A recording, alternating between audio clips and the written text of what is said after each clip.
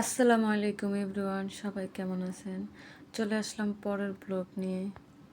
আজকে বাইরের আবহাওয়াটা খুবই ঠান্ডা, খুবই ভালো লাগছে ঠান্ডা বাতাসটা। তো সকালবেলা ঘুম থেকে উঠে হালকা পাতলা নাস্তা করে চলে আসলাম একটু ঘরটা গোছানোর জন্য, কারণ ঘরটা এলোমেলো থাকলে আসলে ভালো লাগে না।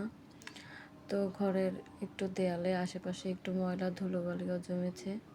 তো এই তো আমি একটু হালকা ঝাড়া মোছা করে বিছানার চাদর টাদর তুলে সুন্দর করে গুছিয়ে নিলাম। তো দেয়ালেও ময়লা টয়লা ছিল, সেগুলো একটু পরিষ্কার করে নিলাম। তো আমার পরিষ্কার করা হয়ে গেছে। তো এরপরে চলে গেলাম রান্না করার জন্য। তো আজকে কি রান্না করলাম আজকে সেটাই সবার সাথে শেয়ার করব। তো আজকে আমি চলে গেলাম রান্না করার জন্য। আসলে সবাই গরুর মাংসের আচার, গরুর মাংসের কালা ভুনা, লাল ভুনা, সবাই তো সব কিছুই খেয়েছেন। আজকে আমি রান্না করব গরুর মাংসের শুটকি। কে কে খেয়েছেন কমেন্ট করে জানাবেন। তো এখানে আমি পেঁয়াজ কুচি, কয়টা রসুনের কোষ ছাড়িয়ে দিয়ে দিলাম। তো পরিমাণ মতো হলুদের গুঁড়ো, মরিচের গুঁড়ো, লবণ, ধনিয়া তো দিয়ে একটু ভেজে নেড়ে চেড়ে একটু পানি দিয়ে কষিয়ে নেব। কষানো হয়ে গেলে আমি এখানে গরুর মাংসের শুটকিটা ভিজিয়ে রেখে থেতো করে নিয়েছি। তো সেটা শুটকি হওয়ার পরে তো খুব শক্ত হয়ে যায়, তাই এটা ভেজে রেখে তারপরে থেতো করে নিতে হয়। তো আমি এখানে গরুর মাংসটা থেতো করে নিয়েছি সুন্দর করে।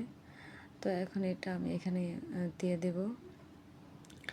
এটা দিয়ে সুন্দর করে কষিয়ে নিব অল্প আঁচে, যাতে মাংসটা ভালোভাবে সিদ্ধ হয়। তো এই তো এখানে আমি মাংসটা নেড়ে চেড়ে মশলার সাথে কষিয়ে নিচ্ছি। কষানো হয়ে গেলে ভালোভাবে দিয়ে দেব পরিমাণ মতো পানি। তো এই তো প্রায় আমার এক ধাপ কষানো হয়ে গেছে। তো এখন আমি দিয়ে দিচ্ছি পরিমাণ মতো পানি।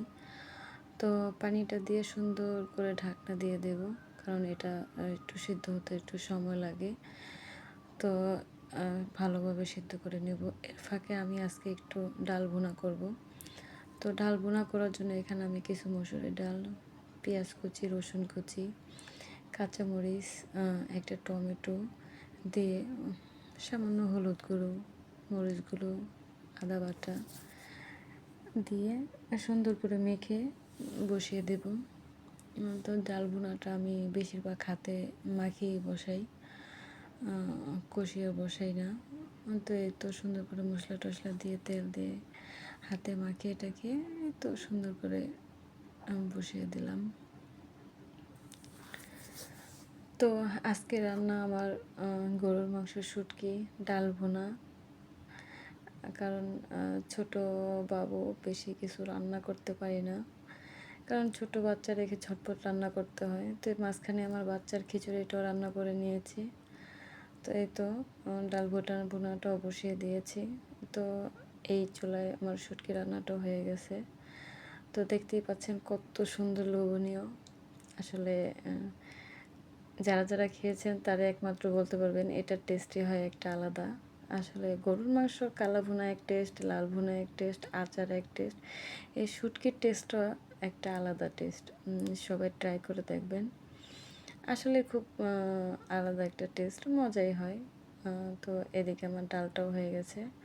তো এখন আমি কিছু ধনিয়া পাতা দিয়ে দেব। আসলে ডালের স্বাদ বাড়িয়ে দেয় ধনিয়া পাতায়। তো আমি একটু ধনিয়া পাতা দিয়ে দিলাম। আমার এখানে ডাল ভুনাটা হয়ে গেছে। তো আজকে এই পর্যন্তই। সবাই ভালো থাকবেন, সুস্থ থাকবেন। ওকে, আল্লাহ হাফেজ।